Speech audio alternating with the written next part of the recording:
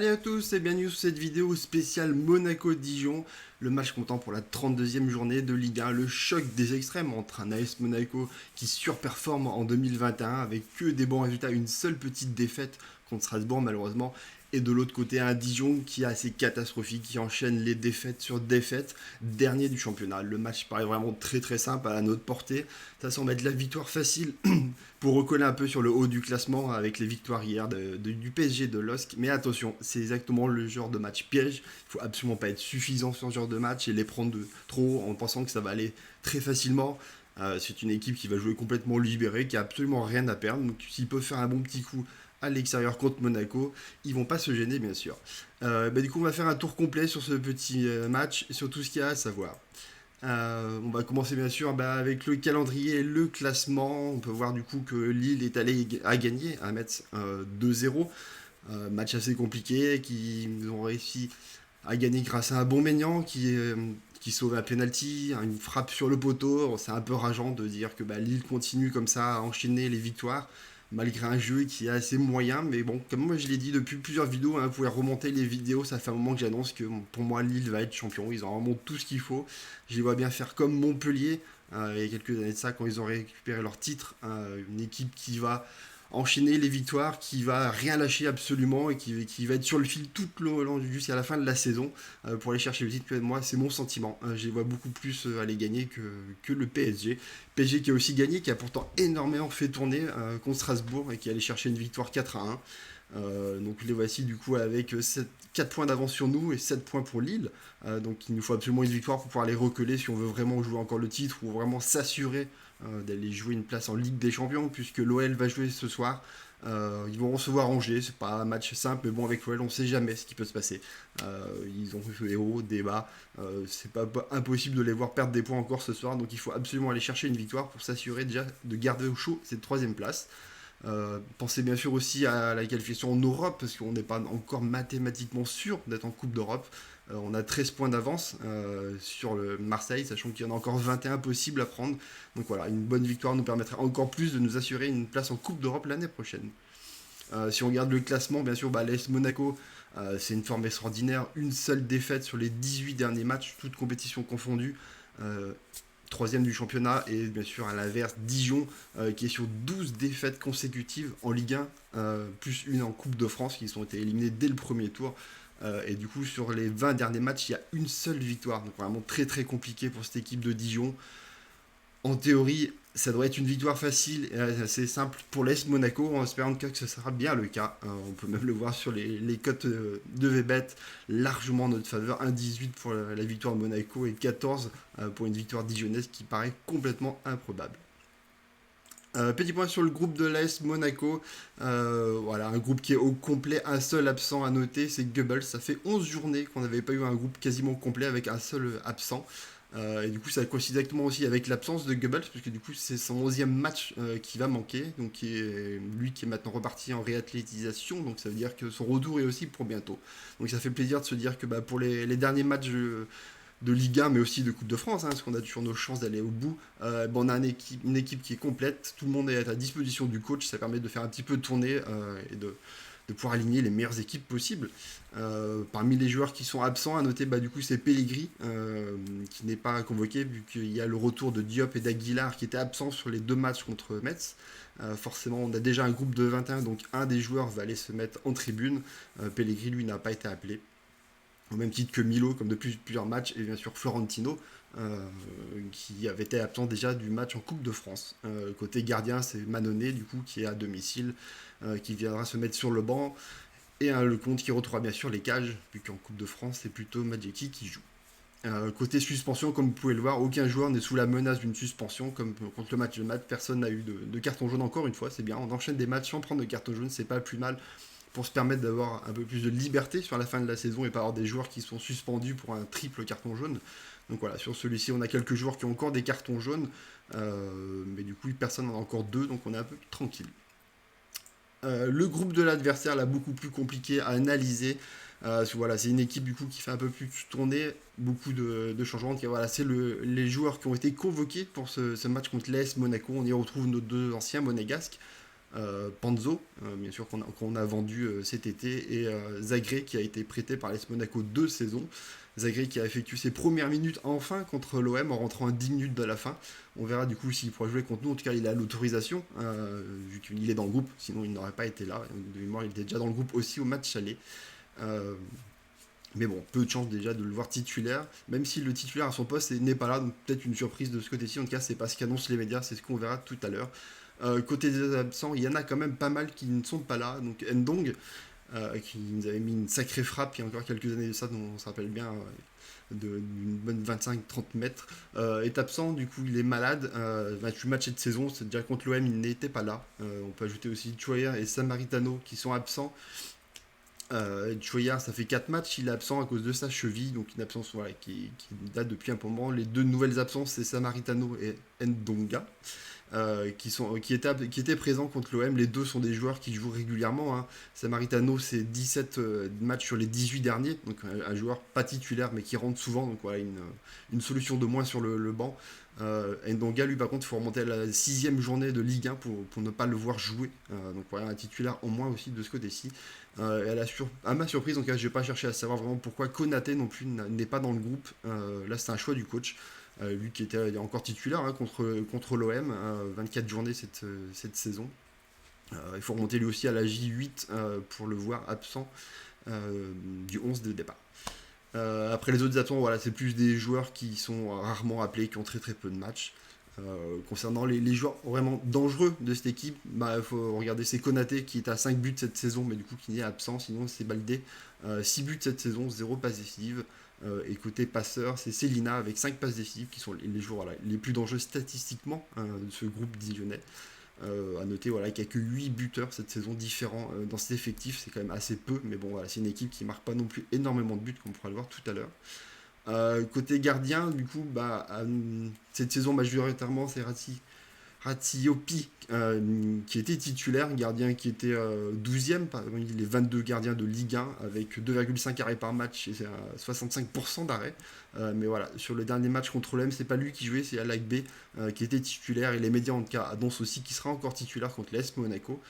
5 matchs pour lui cette saison, et au niveau des statistiques c'est assez équivalent, il a 2,8 arrêts par match et 58%. Là par contre c'est inférieur, c'est même inférieur à Lecomte qui a 60%, je le rappelle, le 22e gardien toujours parmi les gardiens de Ligue 1. Côté statistique, forcément côté monégasque, elles sont très très très bonnes. On le sait, on est sur une très très bonne série. On est la meilleure équipe à domicile, donc ce serait pas le moment de le changer. On est la seule équipe à avoir une seule défaite à domicile, puisque Lille est derrière nous avec 2 défaites, 10 victoires, 5 matchs nuls et une défaite. On est la meilleure attaque aussi à domicile avec 2,3 buts inscrits par match. Donc forcément, quand on soit le 20e, on s'attend vraiment à être offensivement à continuer, surtout qu'on est sur 2 matchs où on inscrit 4 buts, en Ligue 1 bien sûr. Défensivement, là aussi, ça va beaucoup mieux. 5e défense à domicile avec 1,1 but encaissé. C'est très peu, comme vous pouvez le voir, on enchaîne les clean sheets. En Ligue 1, on est à 5 clean sheets en 6 matchs. Et même si on étend avec les 2 matchs de Coupe de France récemment, ça fait un but encaissé en 8 matchs. Vraiment, voilà, une défense qui laisse absolument rien passer. On pourra le voir tout à l'heure sur les autres statistiques. Très peu de frappes aussi laissées aux adversaires. Et le peu qu'ils ont, en ce moment, le compte ou même Magiki en coupe font le taf. Et donc très très peu de buts encaissés. À domicile, depuis la défaite contre Lens, on est sur 9 matchs sans défaite, donc voilà, une très belle série, mais attention, sur les 5 derniers matchs, il y a quand même 3 matchs nuls, si on compte bien sûr le 0-0 contre Metz comme un match nul, ça fait quand même beaucoup de résultats qui ne sont pas forcément en notre faveur. Attention à ne pas encore perdre des points, même si on a fait des matchs nuls, bon c'était en coupe mais on allait gagner au péno, c'était contre Lille, une très grosse équipe aussi, assez compliqué. Voilà, attention de ne pas perdre des points, à domicile on a tendance un peu à avoir des moins bons résultats qu'à l'extérieur. Ce qui n'est absolument pas le cas de Dijon, eux c'est complètement l'inverse. La même chose, pardon, excusez-moi. C'est à l'extérieur justement qu'ils ont des bons résultats. Donc vous pouvez le voir déjà, leur série avec que du rouge, vraiment que des défaites. J'ai dit tout à l'heure 12 défaites consécutives. C'est pas la plus mauvaise équipe à l'extérieur, ils sont 18e, surtout à domicile, qui sont très mauvais. Un bilan de 2 victoires, 3 matchs nuls et 10 défaites. Offensivement, c'est un but par match à l'extérieur, ce qui en fait la 17e attaque de Ligue 1. Donc assez faible, vous pouvez le voir surtout à domicile où c'est catastrophique pour eux, ils inscrivent quasiment aucun but. Côté défensif, par contre, voilà, c'est la pire défense de Ligue 1 à l'extérieur, 2,1 buts inscrits, encaissés, pardon. Donc si on met ça avec les 2,3 buts inscrits par Monaco, ça annonce quand même un match offensivement assez haut côté monégasque. Côté série, voilà, ils sont sur une série de 6 défaites consécutives à l'extérieur. Attention, sur ces 6 matchs, du coup, il y a 6 buts inscrits quand même. Voilà, c'est une équipe quand même qui va inscrire des buts. C'est pas une équipe complètement muette offensivement, comme je l'ai dit.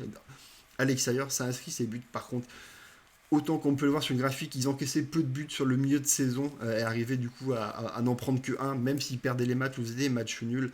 Là, c'est beaucoup plus compliqué. C'est 15 buts encaissés du coup sur ces 6 défaites. Donc vraiment tendance à encaisser beaucoup de buts sur les derniers matchs. Si on regarde maintenant du coup les statistiques générales entre les deux équipes, on s'y attendait forcément, elles sont largement à la faveur de l'AS Monaco, vu qu'on est sur une forme extraordinaire, qu'on est en haut du classement, Dijon est tout en bas, forcément c'est pour nous. Offensivement, bah, c'est 5e meilleure attaque au nombre de tirs pour l'AS Monaco, là où Dijon est que 18e. Côté défensif, Monaco, bah, c'est l'équipe qui encaisse le moins de tirs, qui est premier, du coup, avec ce faible ratio de 8,7 buts laissés à l'adversaire par match, là où Dijon est la 16e défense. Côté possession, attention, Monaco est 3e et Dijon est 12e. Voilà. C'est pas une équipe non plus qui laisse complètement le ballon à l'adversaire. C'est une équipe qui essaye de faire le jeu, qui essaye de s'en sortir par le jeu, même s'ils ne réussissent pas. En tout cas, voilà, c'est pas un match où on aura complètement la possession et où on va siéger devant leur défense et faire que frapper. Attention, voilà, c'est plus une équipe qui va chercher à avoir le ballon via le gardien. Parce que même au nombre de passes, c'est la 12e équipe aussi à faire le plus de places en Ligue 1. Là où Monaco est 4e. Côté défensif, du coup, on peut le voir largement en notre faveur pour les clean sheets, parce qu'on les a enchaînés ces derniers temps. Du coup, 10 contre 4 pour Dijon. Au nombre d'arrêts, bah forcément, c'est toujours en faveur des adversaires, parce que bon, on a un gardien qui ne fait pas énormément d'arrêts, malgré l'enchaînement des clean sheets, ça reste toujours, comme je le disais, le 22e gardien sur 22, avec 60% d'arrêts, là où les gardiens de Dijon, il y en a eu 3 cette saison, avec le départ de Gomis en début de saison, sont à 64%, donc pas forcément beaucoup mieux que le compte, mais c'est toujours au-dessus. L'historique entre les deux clubs, il est assez faible forcément, vu qu'il n'y a que 9 rencontres dans toute l'histoire de Monaco et de Dijon. Forcément beaucoup à la faveur de l'AS Monaco, 56% de victoire. C'est surtout à domicile où on a 75% de victoire parce qu'il y a eu 0 défaite, donc ce serait pas le moment de faire la première défaite contre eux. Si on regarde depuis la remontée en Ligue 1 des deux clubs, parce que Monaco est d'abord remonté en Ligue 1 et c'est ensuite Dijon qui a rejoint la Ligue 1 en 2016. Une seule défaite, c'était chez eux. Alors on se rappelle, c'était le seul match de Passy en tant qu'entraîneur de l'AS Monaco et cette défaite donc du coup 2-0. Voilà, sinon les résultats sont plutôt en notre faveur forcément. Les compos des médias, du coup on retrouve des ondes assez similaires des deux côtés, pas énormément de modifications entre Nice Matin et l'équipe. La grosse questionnement qui arrive ces derniers temps, surtout c'est en défense, c'est qui vont être les deux défenseurs centraux de l'AS Monaco, puisqu'on a 3 principaux et qui tournent plus ou moins, donc c'est toujours assez dur de lire de quel va être le titulaire entre Dissassi, Maripane et Badiachil. Là, la différence entre les deux médias se fait plutôt entre Maripane et Badiachil. Dissassi est titulaire dans les deux 11. À noter dans les deux 11 le retour de Diop qui est annoncé comme titulaire avec Golovin aussi. De l'autre côté, l'autre questionnement, du coup, c'est la titularisation de Ben Yedder ou de Jovetic. Les deux médias ne sont pas d'accord là-dessus. Savoir est-ce que notre capitaine sera titulaire ou est-ce qu'on va encore enchaîner avec un Jovetic titulaire sur ces matchs-là. Côté Dijonais, là aussi pas énormément de changements entre les deux 11, ça se joue du coup avec Pandvo et Bimbe en tant que titulaire, sachant que du coup Pandvo n'avait pas titulaire du côté de l'OM, donc on pourrait s'attendre qu'il retrouve le banc encore une fois. Et l'autre petit changement, c'est entre Shafik et Boeg sur le côté. Ouais, sinon, on retrouve les 9 autres joueurs qui sont censés être présents sur les deux. Bon. Pas d'Aguilar, en effet, comme vous le dites sur le. Comme vous le dites sur le chat, oui, je reviendrai tout à l'heure quand je parlais de mes pronos ASM. Pour moi, c'est assez logique de ne pas voir Aguilar, pas forcément à cause du Covid, mais en fonction du type d'adversaire. Pour moi, c'est pas forcément le profil qui est nécessaire. Petit point côté arbitrage, du coup c'est Aurélien Petit qui va nous arbitrer. Il nous avait déjà arbitré une fois cette saison, c'était pour la victoire 2-3 à Montpellier. Un bon arbitrage, vous pouvez le voir, 6,7 comme note. L'arbitre avait pas fait forcément un premier match il y a quelques années de ça, qu'on l'avait eu en Coupe de France contre Iser, une victoire 2-5 il me semble. Voilà, donc de toute façon cet arbitre n'est pas en Ligue 1 depuis longtemps, c'est sa première saison, pas beaucoup de matchs. C'est la troisième, ce sera la 4e fois qu'il arbitre par contre Dijon. Et à noter du coup c'est 2 matchs nuls et une défaite pour Dijon, donc plutôt des résultats favorables quand on regarde la saison de Dijon avec cet arbitre là. Attention aussi, surtout comme vous pouvez le voir, il est déjà à 3 cartons de moyenne chez nous sur les matchs qu'on a eu. Et en Ligue 1, j'ai regardé, c'est le quatrième arbitre qui donne le plus de cartons. Il a 4,42 cartons par match, donc c'est quand même pas mal. Beaucoup de cartons. Donc si on veut éviter d'avoir des suspendus, même si on n'a pas de risque sur ce match-là, ce serait bien du coup d'éviter d'en prendre trop, surtout sur nos éléments défensifs ou du milieu. On en arrive du coup sur les pronos ASM et quel est le 11 que je vous ai contacté de mon côté. Assez similaire à ce que les médias peuvent annoncer, forcément le compte dans les cages. Moi j'ai fait le choix du coup de Dissassi Badiachil en tant que titulaire parce que du coup il y avait eu de la rotation et donc je m'attends plus à un retour de Badiachil qui est le joueur qui a quasiment le plus joué cette saison. Donc à choisir entre lui et Maripane, je le choisis lui. Dissassi semble être annoncé par les médias et semble en plus c'était en conférence de presse, donc ça paraît plus logique que ce soit lui le titulaire. Donc voilà, mon choix se porte plus sur une défense Badiachil Dissassi. Sidibé me semble logiquement être aussi titulaire. Je ne fais pas le choix du coup de mettre Aguilar et plutôt Golovin sur le couloir plutôt qu'un Diata ou qu'un Gelson Martin aussi. Tout simplement pour moi c'est un match où on doit être très offensif, on n'a pas la nécessité d'avoir un Aguilar pour rajouter un autre élément défensif sur 11. On n'a pas besoin non plus, c'est pas une équipe qui joue en contre-attaque, donc on n'a pas besoin d'un joueur qui fasse l'essuie-glace venir défendre. Donc voilà, c'est pour ça que je ne choisis de ne pas mettre Aguilar titulaire, sachant que physiquement je ne sais pas forcément où il en est, il a raté beaucoup d'entraînements avec la Covid. Donc je choisis plutôt de remettre ce système avec ces deux milieux qui sont Diop et Golovin. En attaque, moi je fais le choix du coup de mettre Ben Yedder, parce que ça me paraît le plus logique, sachant qu'il revient plutôt en forme ces derniers temps avec un doublé inscrit au dernier match de Ligue 1. Et bien sûr Voland qui semble inconditionnel des 11 de Kovac. Concernant le résultat, je suis parti sur un 3-0. J'ai envie quand même de mettre le 2-0, mais voilà, parce que je me dis que le match sera pas forcément très facile. On regarde les derniers résultats de Dijon, ils n'encaissent pas non plus des 4-5-0 facilement, c'est plutôt par des deux buts d'écart qui perdent. Mais voilà, Monaco c'est 4-0 sur les deux derniers matchs, c'est une équipe qui offensivement ne lâche rien, c'est une équipe qui est un peu en retard aussi côté goal average, donc qui aura tendance à ne pas lever le pied sur la fin de match et aller chercher des buts pour refaire son retard. Donc voilà, je pars plutôt sur un 3-0, j'annonce aussi un clean sheet, parce que même si à un moment donné ça va s'arrêter, hein, c'est une superbe série. Mais voilà, Dijon n'est pas la meilleure équipe offensive, donc je m'attends plutôt à un match tranquille de ce côté-ci. Est-ce que Monaco va réaliser plus de 16 frappes? Alors là, pour moi, c'était une question piège. Tout simplement parce que voilà, Monaco, on l'a vu tout à l'heure dans les statistiques, c'est 2,8 frappes par match. Même si vous regardez sur les 5 derniers matchs, c'est que 13,4, donc c'est pas non plus très loin des 16 tirs par match. Dijon, on encaisse moins de 14 par match aussi, donc on est vraiment en dessous. J'ai regardé chez Monaco, sur le match de Metz, on a fait 17 frappes, le match en Coupe de France. Mais avant ce match-là, il faut remonter 23 matchs avant pour retrouver un match où on a fait au moins 17 frappes. C'était contre Nîmes, donc en novembre dernier, donc ça remonte à très très longtemps. Donc c'est très très rare de faire plus de 16 frappes. Donc c'est ça que moi je vote non. Ce que je conseillerais après, ça arrive. Contre Nîmes, justement, on avait fait 23 frappes par exemple. Contre Metz, le dernier match, on les a fait, c'est 17 frappes, donc ça peut arriver bien sûr. Mais statistiquement, c'est quand même assez faible la probabilité. Concernant le compte, est-ce qu'il va réaliser plus d'un arrêt? Là, c'est compliqué, parce que d'un côté, on a Dijon qui offensivement non plus ne frappe pas énormément. On a aussi, bien sûr, l'AS Monaco qui laisserait très peu de frappes à l'adversaire, donc c'est toujours compliqué. J'ai regardé les statistiques, c'est très équilibré. Dijon, sur les 8 derniers matchs, il y a 4 matchs où justement on est à 1 ou 0 arrêt en face. Et Monaco, sur les 8 derniers matchs, c'est 5 matchs où le compte fait un arrêt ou aucun.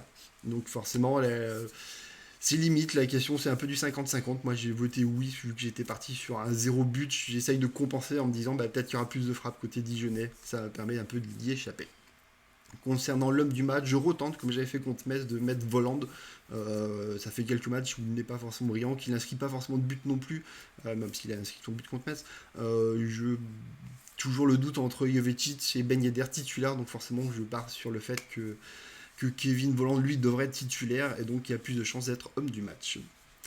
Voilà ce qu'il y en est en tout cas pour mes pronostics. Voilà, on va basculer sur la partie échange du coup avec le chat sur Twitch, et je vais m'arrêter là du coup pour la vidéo sur YouTube. Ça fait une petite vidéo qui fait 20 minutes, c'est le bon format il me semblerait.